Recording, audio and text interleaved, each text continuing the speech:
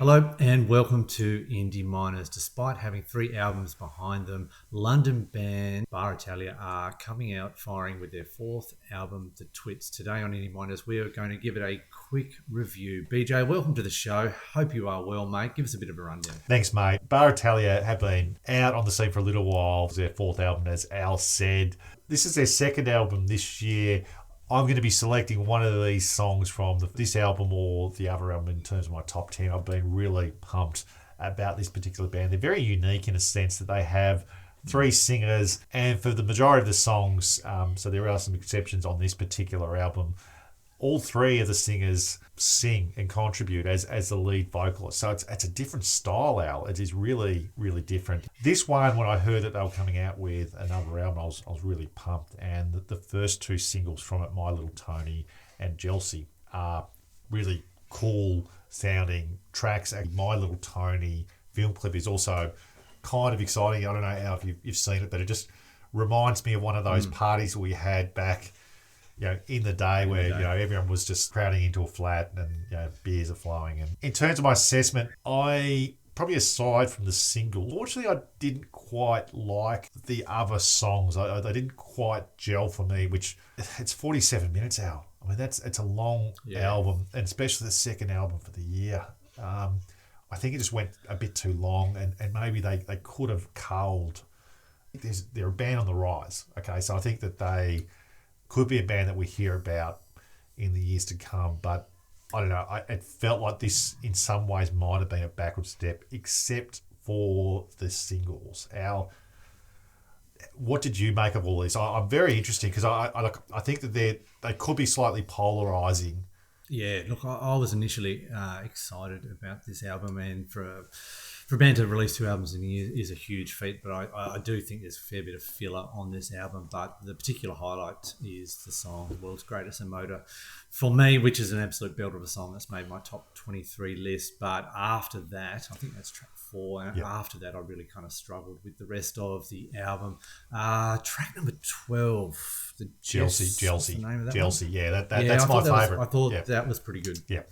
I thought that was pretty good, but the rest is a lot of filler. I reckon this could have easily have been like an 8-track, maybe even just an EP, really, and it would have kept that momentum of this band kicking on, because, I mean, this is their 4th album, but they still are heralded as one of London's most exciting bands, which doesn't normally happen after the first, 2nd album, when you've got bands like Wet Leg and all that kind of stuff out there. So I don't know, mate, this might kind of put a bit of a fuse, a bit of a block in that. What are your thoughts? I don't think it will. I think that they've still got a bit of momentum and a bit of currency from the previous record. So Tracy Denham is just amazing. I think every song is just incredible. But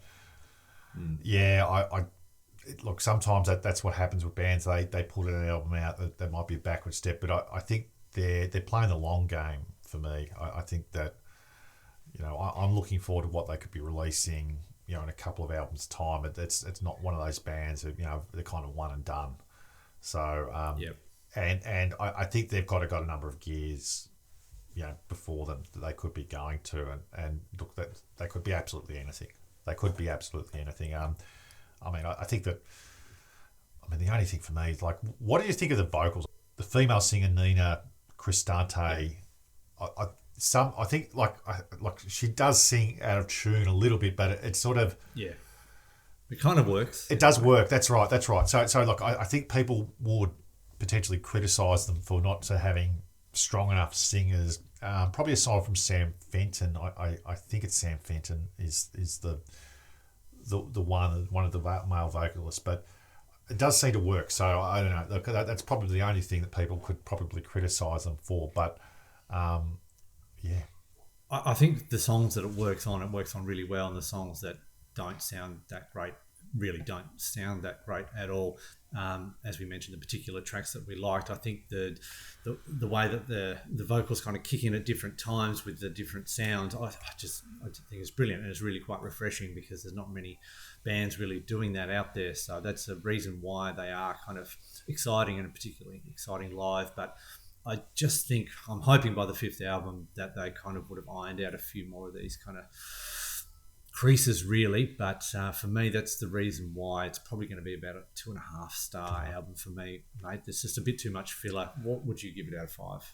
I'll give it 3.5, and that's really on account of the really good songs. I think that Tracy Denham, I would have given 4.5, so it's down a step. Yeah.